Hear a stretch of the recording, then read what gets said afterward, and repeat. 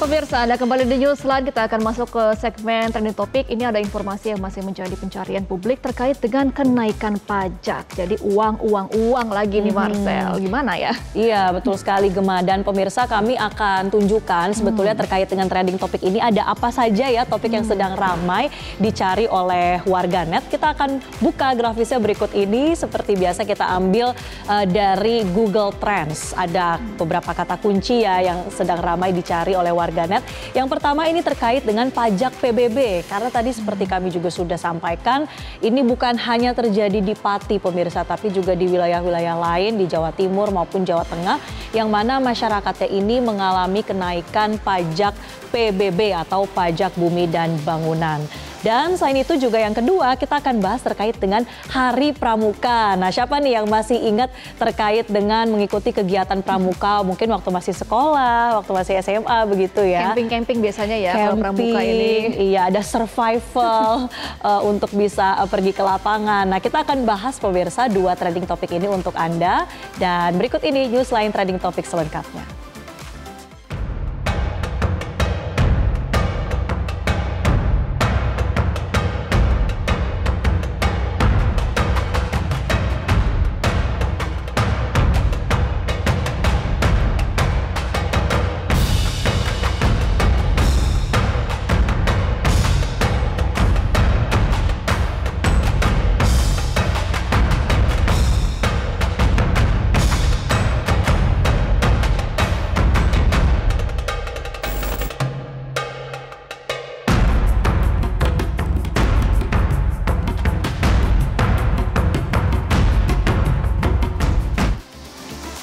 Kita langsung bahas pemirsa untuk trending topik yang pertama ini terkait dengan pajak PBB di Pati khususnya yang mengalami kenaikan hingga lebih dari 200%.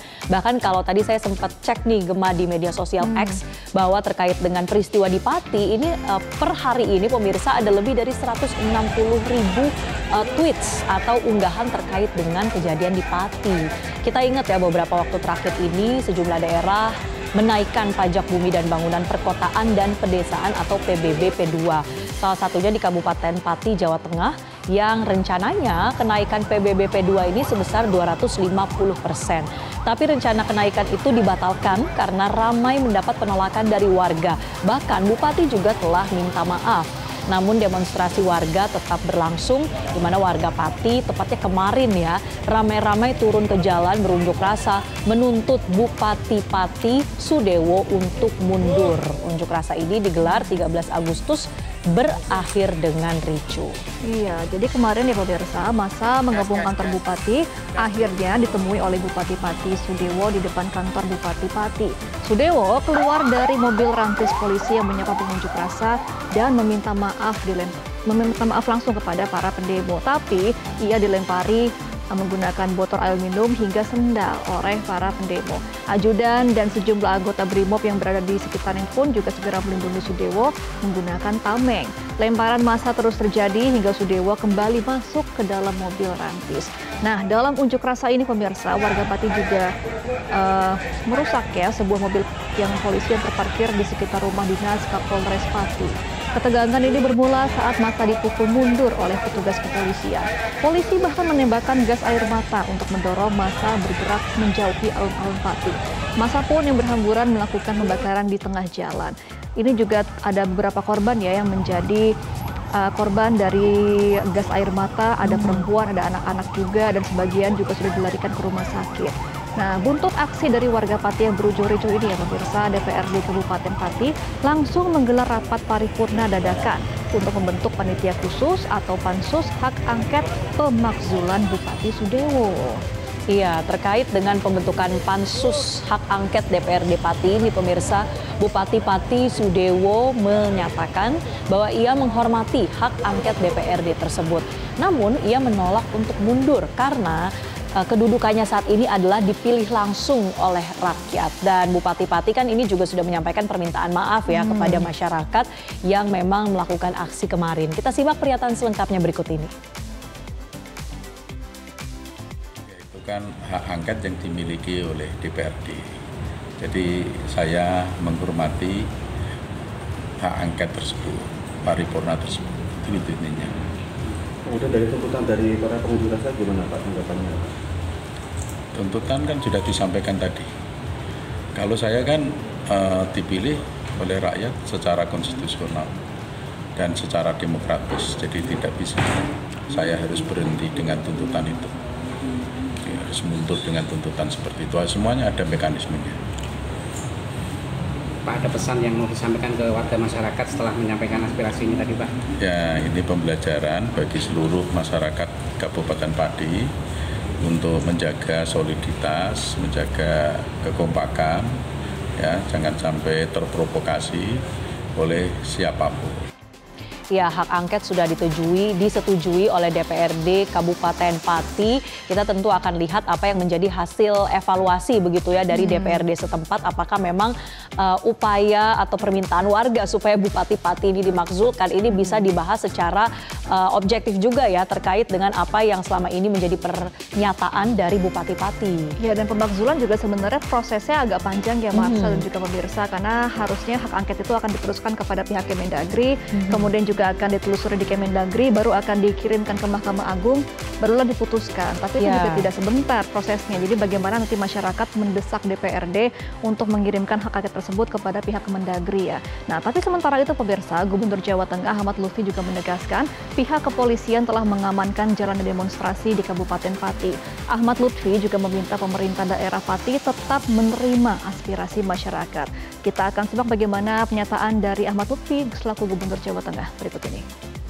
Menyampaikan pendapat di muka umum adalah hak setiap warga negara sebagaimana Undang-Undang Nomor 998. Tetapi itu tidak bersifat absolut. Artinya apa? 1, dia tidak boleh anarkis. 2, tidak boleh memaksakan kehendak. 4, tidak boleh mengganggu ketetapan umum. 5, harus sesuai dengan ketentuan hukum yang berlaku. Nah, ini harus dilalui sehingga apa? Pelayanan masyarakat merugikan pemerintah harus bisa berjalan. Nah, ini saya wanti-wanti kepada bupatinya, kepada musbidanya agar apa?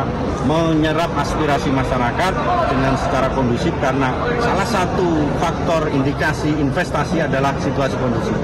Dan saya yakin kita mampu karena Jawa Tengah adalah tepo silo gotong royong kita dulu tinggi. Nah, terkait dengan kenaikan pajak bumi bangunan juga pemirsa, ini nggak hanya Pati aja, tapi yang mengalami kenaikan signifikan ada di beberapa daerah lain yang juga mencatat lonjakan pajak yang membuat warganya keberatan.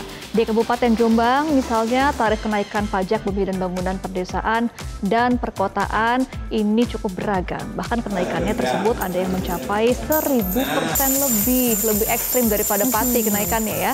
Iya, dan terkait dengan kenaikan ini pemirsa membuat warga mengaku sangat berat untuk bisa membayarnya.